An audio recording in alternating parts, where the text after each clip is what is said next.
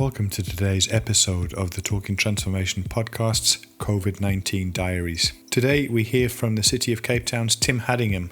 Tim works in the Investment Facilitation Unit and reflects on his recent month-long visit to China and to the City of Wuhan. Tim's work in support of the City of Cape Town's Atlantis Special Enterprise Zone, or SEZ as you'll hear it referred to, is an initiative supported by the National Department of the Trade and Industry, or DTI. This is what took him east, and we learn about that initiative before hearing of his reflection on the cities of China and Wuhan in particular.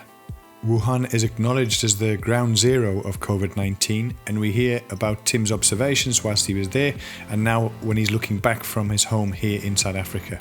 We talk about the culture of Wuhan, the urban form and the COVID response, which basically led to a progressive shutdown of a city population of almost 12 million people. Think about Gauteng as a city region. That's the numbers that you're thinking about in terms of that shutdown for that one city.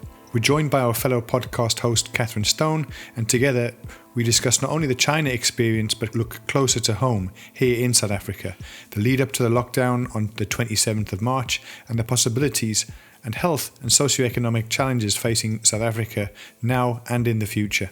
Density, scale, public space, leadership, all of these are aspects which come under the microscope in today's conversation.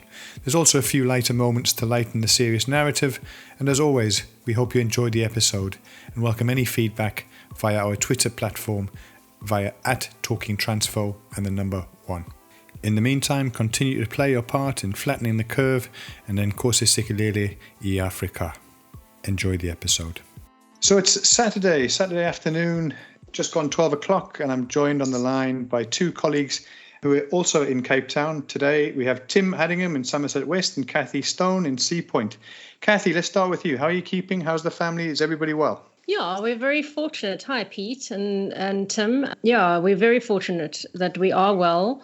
We live in a house with a garden, and I really do not forget every day how lucky we are that we've been able to stay well and to look after ourselves and have some open space, etc. So we can't complain. A lot of time to catch up with the family, but also a sense of, well, how can you help others is a sense of helplessness, really. And Tim, from your side, across there in Somerset West, the other side of town? Yeah, no, we're the same. We all healthy. My father-in-law lives with us, so we've been very careful to make sure that he stays safe, given that this seems to affect the elderly more badly than younger people. And then, like Kathy, we have a bit of outdoor space, which is a good thing because we have one small child who doesn't have the advantage of a sibling, so we have to do lots of time with her, making sure that she's kept occupied. Yeah, it's been a good time to actually spend quality time with the family and not have it structured around household chores. And it's nice just to hang out with people. Oh, well, it's good to hear that everybody is well, and that's got to be good news. And really today, what I had wanted us to focus on, Tim, was the experience that you had in recent months, just before Christmas. You spent a good number of weeks across in China and specifically in Wuhan, where, as we understand, this was the sort of epicenter of the virus. Its origins began there. And I just thought it would be a great opportunity for us to check in with you and find out, how was China? How was that as an experience? So as much the episode of discussing a sort of travel log. What did you find there? When we talk about things like densities and new cities, we often think of China as the sort of forefront of these things, the scale and the new build. We really wanted to check in. What was Wuhan like? Where else did you get to? And what can we learn from that Chinese experience in terms of what we're going to see in the coming weeks, coming months here in South Africa? So, Tim, I'm going to hand over to you, and let's hear from you what your thoughts are.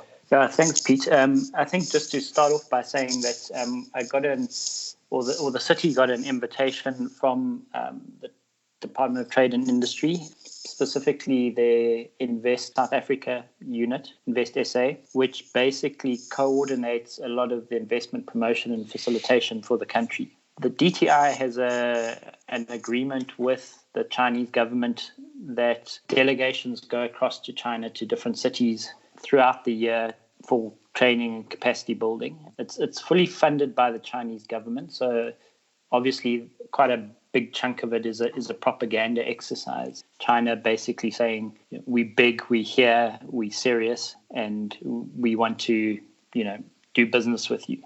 There's a study tour, basically. It consists of a study tour and then a whole lot of lectures and engagements at a university with professors, with people in the private sector. And a big chunk of it is obviously propaganda, but that stuff's kind of fairly obvious. So even when you sort of strip that out, it's quite sort of impressive what you get to see. And I guess that's part of the point of it. So you get to learn a bit and see a bit of the world. And there was also real value from myself for networking, because there were colleagues from all over the country, from DTI itself, from KZN, from the Northern Cape, from other special economic zones, economic development agencies. So it was good to spend time with other South African colleagues, which you're often so busy with your day-to-day work, you don't get an opportunity to network a bit more broadly within the country. Tim, just as a sort of heads up, when you talk about special economic zones and so forth, again, for the benefit of our listeners who might not be familiar with that term, what is the SEZ and how is it applicable here in South Africa? I think the Chinese started with special economic zones, and basically it's a piece of land that is designated. It's cut off from the rest of the country almost, and special rules apply in there. So often bits of labor legislation and tax legislation, customs regulation are suspended to allow businesses in. It's a kind of incentive for businesses to locate there. The DTI originally set them up as industrial development zones that had a few issues that didn't work so well. Then they went, and about 5 years ago, repurposed them as special economic zones and added a few more. So there's a number around the country, but in Cape Town we have one in Atlantis, which is specifically focused on green technology. In its early stages of development, there are only about 4 or 5 investors in it at the moment. Most of it is 90 hectares of alien vegetation, which hopefully will become a vibrant green technology manufacturing hub in the next sort of 3 to 5 years. And that's basically open to anybody who wants to invest in green technology. So what was the program? Getting there, arriving, what was your schedule like? I mean, I think you were there for about 6 weeks or so, hey, Tim? No, it was 3 weeks, which was a long time, but it came at a good time of year because, as you know, the city gets a lot quieter once it goes on December recess. So it was a good time to be away. We basically, had a few days of lectures. Then we had the weekends were basically our own, where we were left to our own devices to do whatever we wanted to. And then we had about 10 days where we went traveling on a sort of study tour. We went to Shanghai, to Beijing, so the financial capital, and then the political capital, then to Yichang, which is another city in Hubei province. Wuhan, where we're based, is the capital of Hubei province, but Yichang's the city that's closest to the main dam wall on the Three Gorges Dam. So we went there and we saw some of that infrastructure that they'd put in place. We traveled around by plane and train, and also got a chance to go on the bullet train between Shanghai and Beijing, which was quite an interesting experience.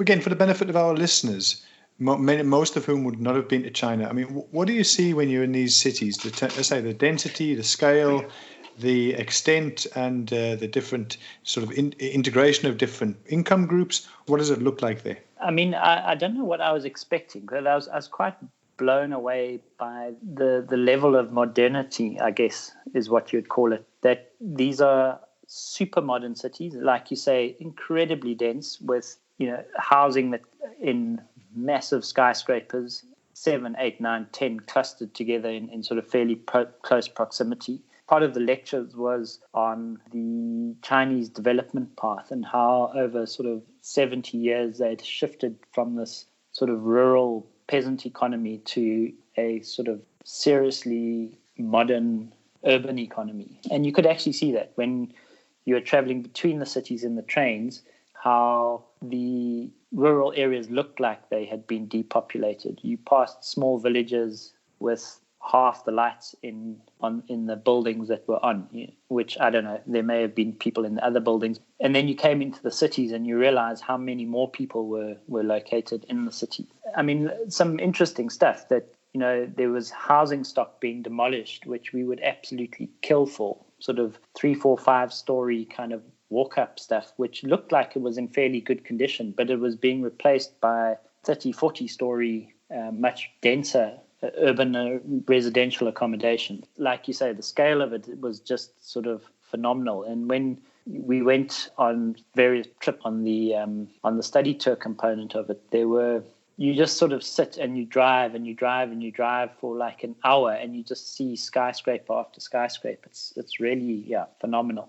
So, I mean, what it's demonstrating, Tim, is the growth, not only in the economic terms, but in terms of some of those other things like human development index ratings and so forth.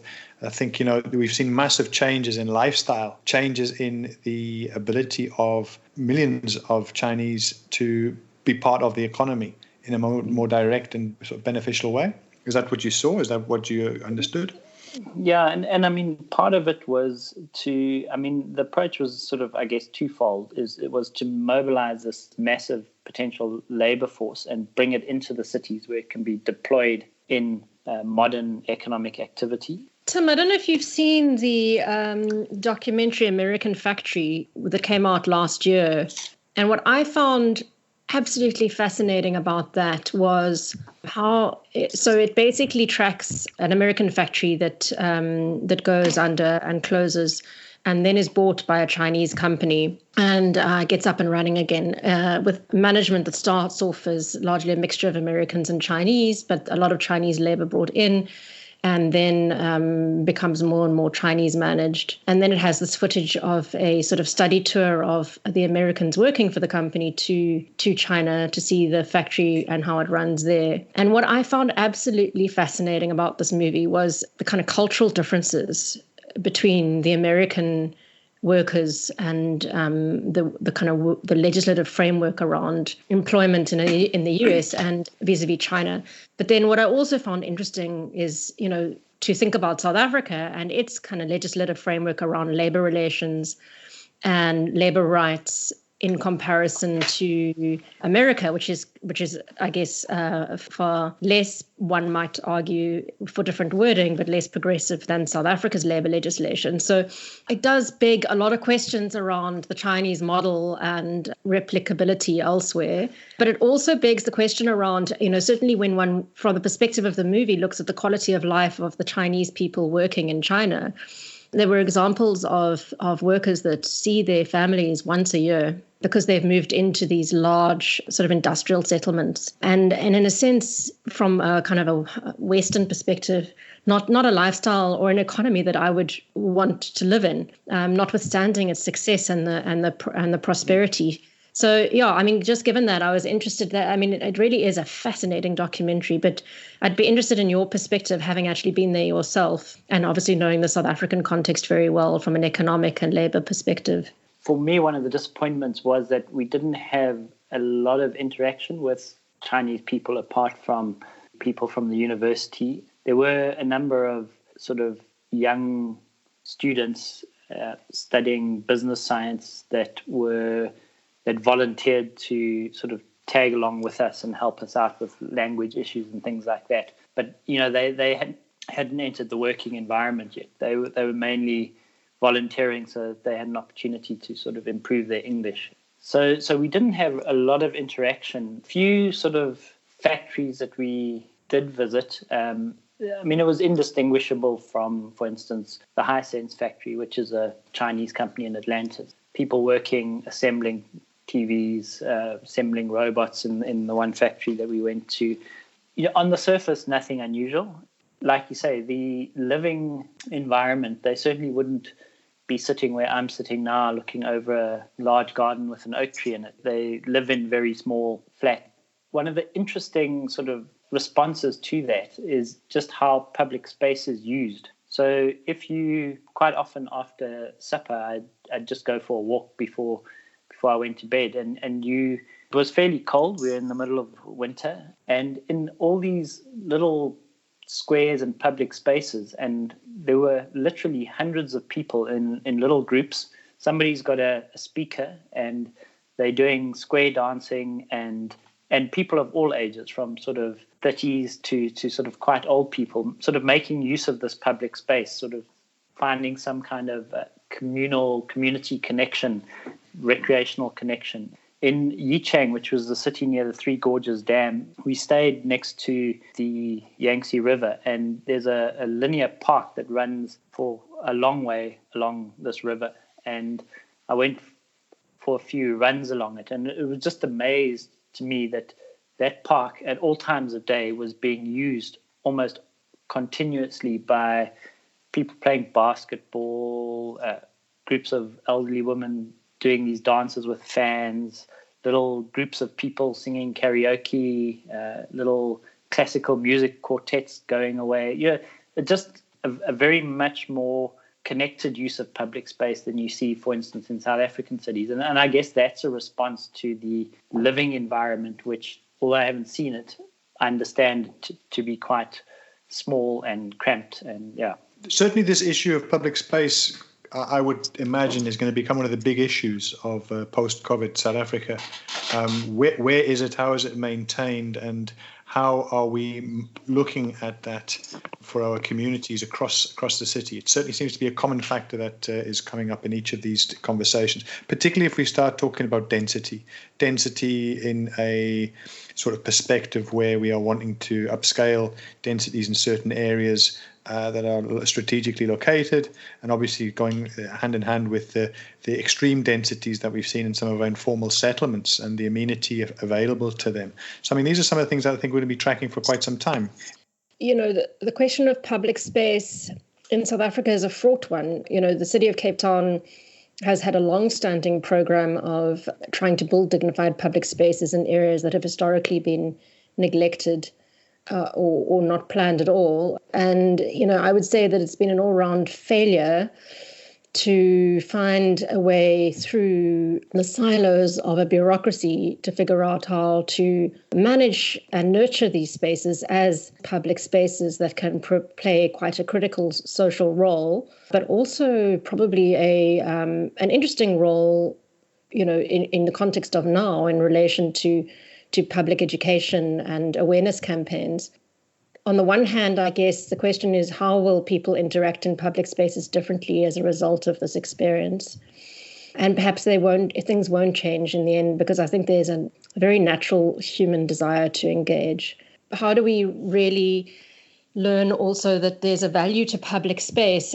Already, many of our settlements are extraordinarily dense, and we still haven't figured out how to insert dignified and activated public spaces. And there's just been, allow me to be honest for a moment, a kind of a lack of interest on the part of municipal leadership in many municipalities, not all, to take urban public space seriously and to take seriously the importance of the management of that space in a very quality and activated manner. So, this is an important conversation in the urban sector in South Africa that probably warrants more reflection, particularly post the COVID-19 experience too. Tim, I want to take you back to Wuhan and your time there as your base. We understand that it was the epicenter, as I say, of COVID, and it's spread from that city. This is not about stigmatizing a city. It's just trying to understand the history of the disease. When you were there, in that lead up to the sort of festive period, Christmas time here, December of last year, was there any indication that all might not be quite well? We hear in the media that it might have even been in the city as early as June. I'm not sure if this is hearsay or fact. I'm just reflecting on some of the things that I've been reading the last few months, or rather for the last few weeks. Anything that you picked up that perhaps all was not well? No, not really. I mean, there were plenty of people wearing masks, but I think given the history of other similar sort of outbreaks in China, that wasn't to be expected. And that was also noticeable in other cities we visited, like Shanghai and Beijing. It was just a really big, really busy Chinese city. And I went and I paid a courtesy visit to the city government of Wuhan, to the International Relations Department, which, looking at a map now, is actually quite close to the wet market where the outbreak was supposed to have started. But like I say, it was just like a big, busy, modern city. It could have been, if you took away all the signs in Chinese, it could have been New York or Berlin or Basel, wherever. There was nothing obvious. At that point, the biggest sort of thing in the news, China's sort of blocked off behind a firewall. So it was very hard to get news from outside the firewall. But there is an English language government news service called China Daily. And the biggest issue there was the issue around Huawei and its access to non-Chinese markets and the banning of it in 5G networks in the US, and the fact that the British had agreed that some of the Huawei technology could be used in their 5G networks. And so very much a focus on that Chinese-American rivalry, particularly around Huawei and that kind of technology. I mean, it's really interesting, Tim, that I seem to remember you and I having a coffee outside on Food Lovers one afternoon, reflecting on your time there, just as the things were starting to ramp up.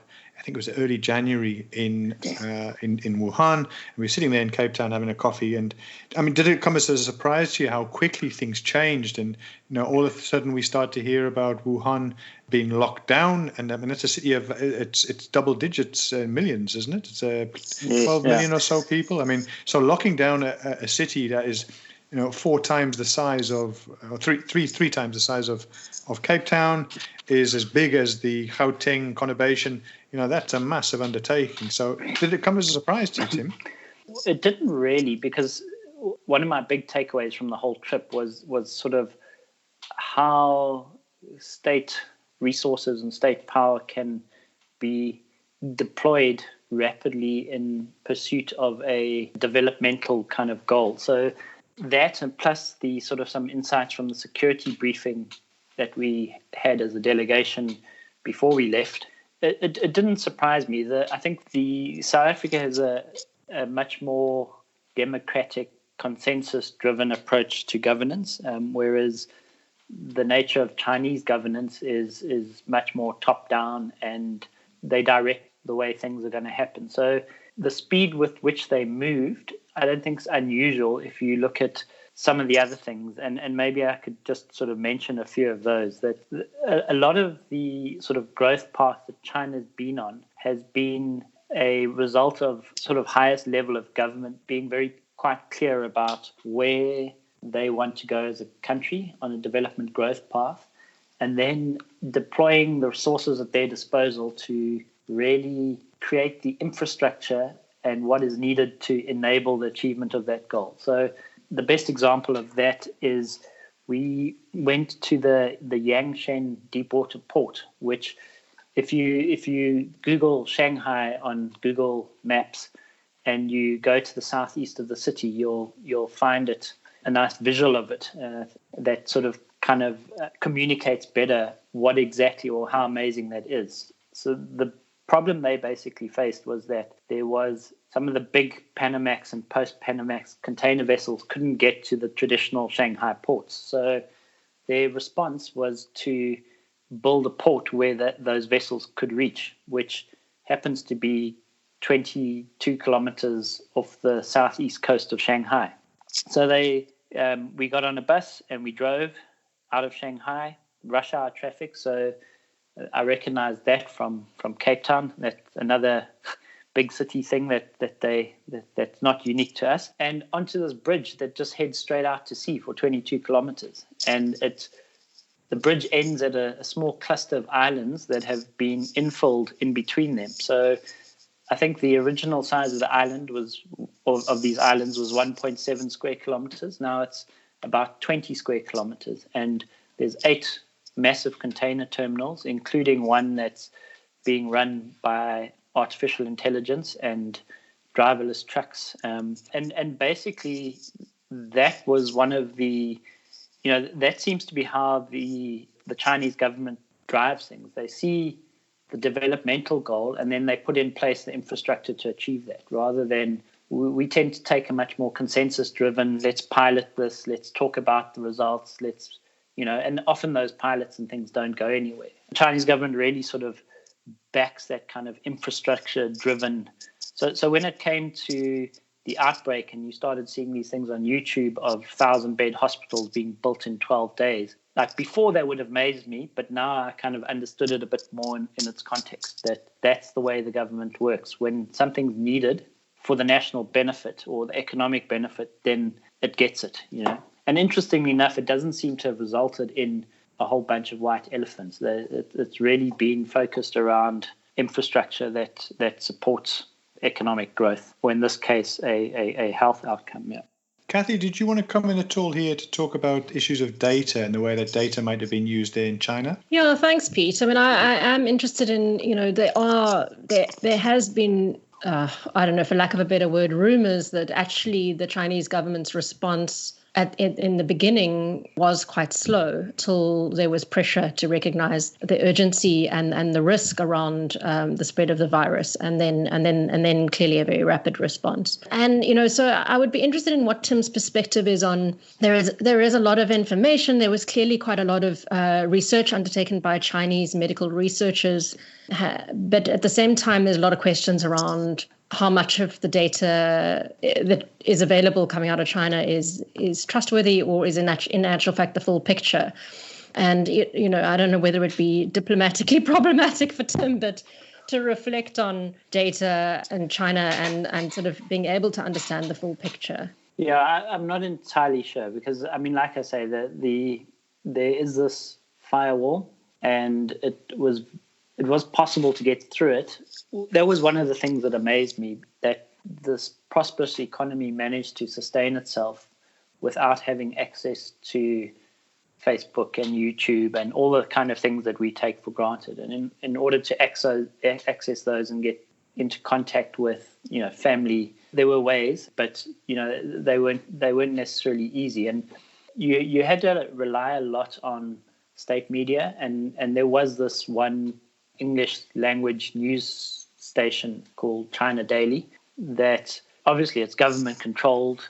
Quite a lot of it read like The Citizen did in this country during the 1980s, where things were blatantly propaganda, that you could easily spot that from a mile away. So that was the other interesting thing about China to me, that on one hand, when you walk down the street, you'd see people with earphones in and smartphones, and they've got incredible bike sharing schemes that with people using them and unlocking these bicycles with apps on their phones and ordering food and all this sort of stuff that wouldn't be out of place in that sort of kind of crass capitalist consumerist Western Europe / North America.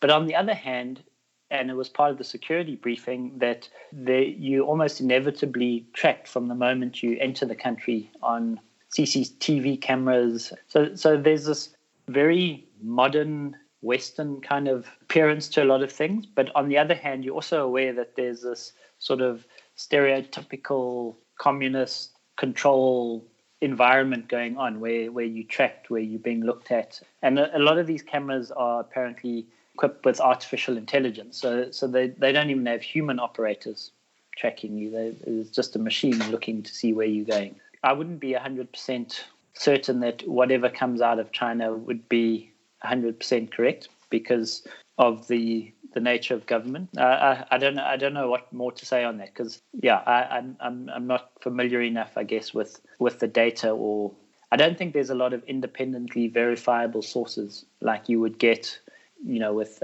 Africa Check in this country or some of these fact-checking websites overseas. So you kind of have to take whatever you get at face value. The whole question of how data can assist us here in South Africa in being able to respond, particularly targeting hotspots, spatial hotspots around the country, around the cities, it's going to be very interesting to watch as well in terms of how we're able to use the intelligence that we have within South Africa to assist us in addressing the COVID pandemic. Moving on, colleagues, I'd wanted to also link the Chinese experience with the South African experience of how we've gone about things. Because if I take you back a month, if I take you back to March the 1st, 2020, Health Minister Mkhize talks to a media briefing at OR Tambo on that date, where he talks about the government's plan to repatriate South African citizens both studying and working in Wuhan, there in China. So, I mean, Tim, this is only a couple of weeks after you've left. This could have well been you being on that flight back, and the discussion by Minister Mkhize on that day. And here we are, literally a month later, from a press briefing at OR Tambo to basically a week and a half into a shutdown of South Africa. So when we talk about speed and rapid approach and rapid response of China and the rest of the world to this, it certainly seems to me that South Africa has been very quick off the mark. And it comes with criticisms, it comes with challenges. But the response of South Africa to say we are shutting this down, we recognize the limitations that we have, and those very, very tough choices that have been made around putting health first and the capacity of our health service first over the economy, as some would argue, a very brave decision. So any thoughts in the interim between that period of the initial briefing, March the 1st, to where we are today? It's one of the things we have talked less about in our COVID diaries to date because we've been looking elsewhere around the world. But let's focus our attention on South Africa now and the speed and the response that has been employed by the national government and ultimately filtered down throughout the provinces and the cities. I have been enormously impressed with the leadership of the President and the Minister of Health nationally, and I have little exposure to the leadership of the other provinces, but certainly also very impressed with the leadership that has been offered by the Western Cape provincial government. And I say that independently of working for it. Yes, we had the benefit of learning from other countries, but the risk that the President and his cabinet took to make the quick decisions it made on which course to follow is immense. It remains immense. And so, certainly I have family in Australia, in America, in Mexico, and in the UK.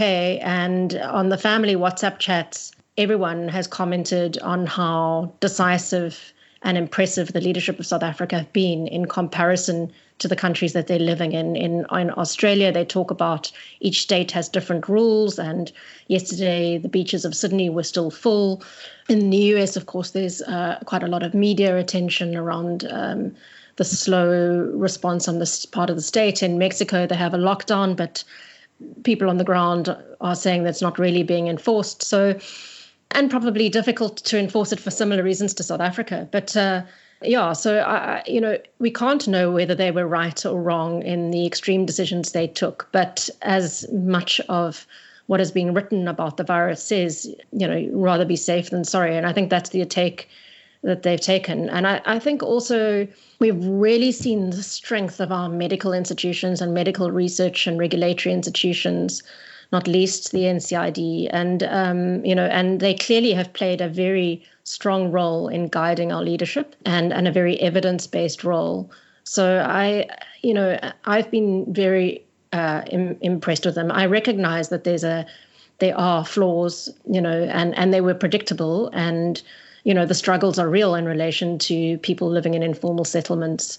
But it's easy for the middle and upper classes to comment on the feasibility of the lockdown from the sidelines in the safety of their homes. But the state had to make a very decisive action given the risk to so many South Africans. So it's not without its costs, and the costs are immense. And I'm keenly aware, chatting to friends, of how worried people are about their businesses and the survival of their business, not just through the lockdown, but the kind of shadow effect of this going 3 months, 6 months down the line.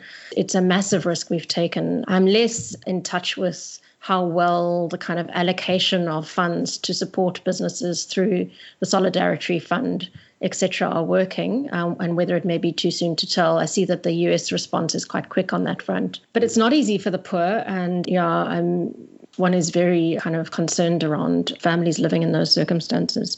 Tim, from your side, any observations, any thoughts? No, I think similar to Kathy, I've been very impressed with the decisiveness of the action. But I think what's impressed me more is that even within the short period of time that we've been under lockdown, the governments recognized that they had to act. They acted. Was it the perfect response? No, it wasn't. But they also shown some willingness to adapt where it makes sense. So, for instance, quickly became clear that shutting down spaza shops and informal food traders was problematic because not only do those supply sources of livelihood to poorer households in formal areas, but also they're an important part of the food security network and play quite an important role in delivering food to our poorer communities. So Thursday this week, the new regulations came out that now allow or now designate food traders, informal food traders, as an essential service, which both allows at least some households in these areas to get access and form of livelihood, but also maintains those food security network or those food delivery networks for poorer communities. And I think if that kind of approach to it, saying, we need to do this, but we need to do it in a way that sort of makes sense and adapt where we need to adapt, is actually a good one. I mean, my experience of government, and I haven't worked for government my whole career, has often the inertia and the unwillingness to change the way things have always been done and hiding behind various bits of legislation and regulation to do that. And I think this is a big moment for the public sector in that a lot of these things that can't be done are suddenly having to be done, and people are having to adapt. And I think the public sector or the public service will come out hopefully a whole lot better for that, to having done things which they thought weren't impossible or that were previously thought impossible. Yeah. I suppose what's going to be really interesting to watch is going to be what happens after our 21 days is there going to be an extension to that? Is there going to be a phased return, for example, by the public sector into that space? It's obviously, it's just too soon to call, but one does wonder what the sustainability of the lockdown, both economically as well as from a health point of view, is going forward. I don't know if anybody has any thoughts on that.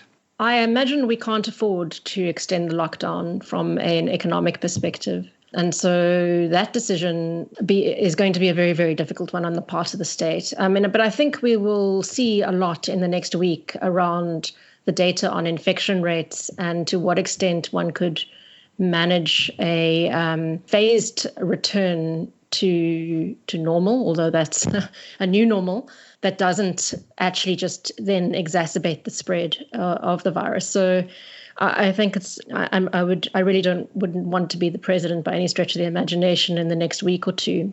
But certainly the models and predictions are suggesting that we're nowhere near the serious impact of the virus and infection rates that are likely.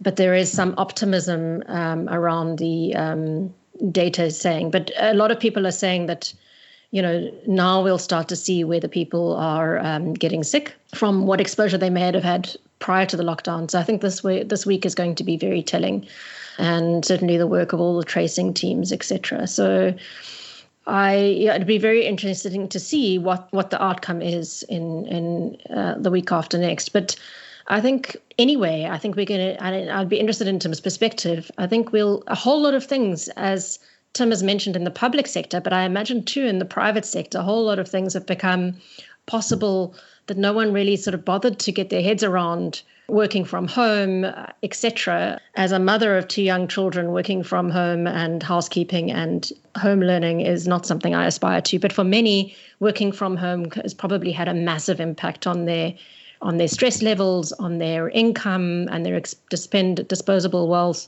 a whole lot of positive impacts that the private sector might see as more viable going forward, and in fact might allow for a more cautious return to a new normal. So, I don't know. There's so many things to think about here. I think for me, the primary purpose of the lockdown was to ensure that the epidemic didn't overwhelm our health systems. What I would expect is some sort of relaxation, or a number of relaxations and a number of tightening ups in order to make sure that the health system doesn't get overwhelmed and can't provide the services. Because I think what we've seen in places that we sort of, often go on holiday and aspire to living in, like Italy and Britain and North America, is even their sort of first world health systems can quite quickly become overwhelmed. And so I expect to see some sort of loosening up, and then maybe a series of 2 or 3 lockdowns or restrictions to do that. But I mean, that also poses a challenge for business, because that brings with it some sort of level of uncertainty. When are we going to be locked down again? When are we going to open up again? But like Kathy says, I mean, I think there's also a evolutionary effect in business as well, that those businesses that were limping along and possibly shouldn't be operating are not going to make it, and the strongest will survive. I think it's a case of seeing how we support those that are able to survive, that are serious businesses, and how we deal with the aftermath of those that failed. So an example of that would be something like South African Airways. I don't expect it to survive a shock like this when it was already on its last legs beforehand. And I think there's many other businesses in the sort of broader economy that were in similar positions, that were hanging on but weren't really viable in the longer term. And if it is sort of an evolutionary process, that those sort of niches are then usually filled with new businesses, new technologies, other ways of doing things, like Kathy pointed out, working from home, which I think from a government perspective, we're going to see a big shift afterwards, whether we need massive buildings full of supplicant bureaucrats busy churning away through their paperwork, or whether they can do that from their lounges or their studies at their places of residence. Yeah. I think another interesting question is going to be, what do we expect of our leadership going forward? And are we going to want to see far more of this decisive leadership outside of a state of disaster? And I mean, I think that I agree with Tim in, how he's pointed to a much more adaptable regulatory environment. And I think the country in many ways, long prior to this disaster, has been crying for that. So I'm going to be very interested to watch whether it causes a shift in governance and governance leadership, and perhaps then also transposes to municipal governments to say, look what we got from national. We want the same from you. We want some decisiveness. We want leadership. We want to feel safe in your hands around the decisions you're making to the extent possible. You asked on the sidelines if there are lessons from the water crisis. And in a sense, perhaps what we have done is learned a lesson from the water crisis, in that we have seen far more decisive cooperative leadership here in this instance. There are pockets of bad behavior, but certainly I think what we've seen is people pulling together, and that across party lines too. And I think I really look forward to seeing that continue. And it'll be very interesting then to see what the impact is on the nature of the elections going into next year at municipal level. I mean, there is always that saying, never waste a good crisis. So I think even though we're dealing with the here and now and the immediacy of a whole lot of these things on how to ensure people maintain nutritional status, how people in densely populated settlements with limited access to services are able to or keep themselves away from the worst impacts of the epidemic. We also need to be sort of thinking about that brave new world, that the opportunities that this will present once it diminishes and we're able to step forward. Certainly there'll be a lot of devastation and a lot of pieces to pick up, but I think there's a chance there to really build something new and build something special and something that hopefully we learn from the lessons of previously building a new country, that we can actually come up with something that delivers for all our citizens. And I don't know what those opportunities are, but I think we should already, even at this stage, just be keeping a list on the corner of the desk of things that could happen, and seeing whether we can realize those when we have the opportunity to do so. Well, thanks to the both of you for sharing your thoughts and your opinions, and Tim for your observations from China. We really appreciate that. But before I let you go, I just want to try and lighten the mood slightly. So I have two questions for you. They're sort of linked. So the first is, what was the superhero skill that you've developed in this last week of lockdown? And secondly, what is the skill that you wish you had? As in, during the course of the next week, what do you hope to develop in making you more agile and more robust in the home work environment? I'm going to start with you, Tim, coming your way. So I think my biggest challenge is there's just so much going on just to keep it focused. And I think that's the challenge of working from home as well. I don't know what Kathy's experience has been, but, schools were officially back this week. So we also, in addition to everything else going on and the sometimes frantic Skype meetings with colleagues and other spheres of government, we're also having to do grade 4 maths and Afrikaans spelling words and a whole lot of stuff. So I think for me, it's just the skill I'm learning and that I still have to learn is how to sort of hold all of those things and keep all of those things, keep focused where I need to be focused and when I need to be focused on those things. Just one other story, which the other thing I learned from China is the sort of the importance of understanding cultural norms when you're dealing with other cultures that you aren't native to. We had lectures on the Friday, then we had the weekend off, and I spent a lot of time with some of the colleagues walking around Wuhan, and it was fairly chilly. It was 4 or 5 degrees. And then on the Monday, we had this lecture on doing business in China. So this was all about, the lucky colors and the lucky numbers and the way Taoism and Confucianism and Buddhism have influenced the Chinese character and all these things that you do and don't do. And one of the things that you don't do is that you never wear a green hat, because sort of historically that, somebody that was caught not being faithful to their partner was forced to sort of wear a green hat around the village, as a sign of their infidelity. But I just spent the entire weekend wandering around Wuhan with my Springbok rugby beanie on. so I wish I'd known that on the Friday. Kathy, from your side, your superhero skill that you have and the one that you wish you had.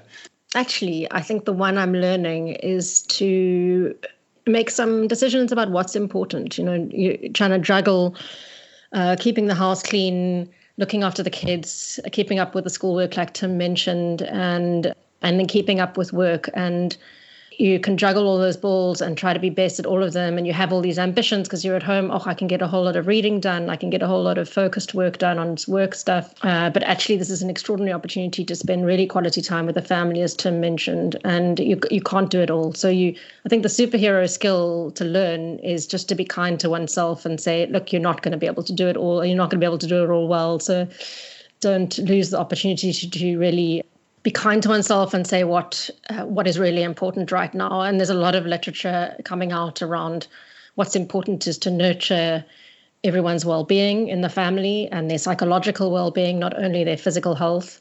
And that might require compromises on various fronts.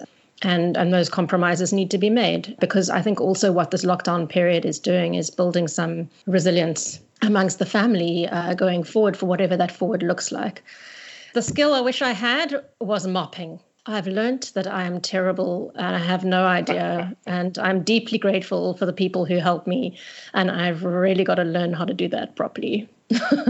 Well, we hope your mopping skills improve, Kathy. But in the meantime, thank you to the both of you for taking time out of your schedule on a weekend away from the family just to check in with us and reflect on your experiences and thinking. Really appreciate it. Hope you have a lovely rest of the weekend. Look after yourself, stay safe, and we'll check in again in the coming days, coming weeks. All the very best, Tim. All the very best, Kathy. And to you, Pete. Thank you. Thanks for the opportunity. Cheers, Kathy. Cheers, Pete. Enjoy your weekend.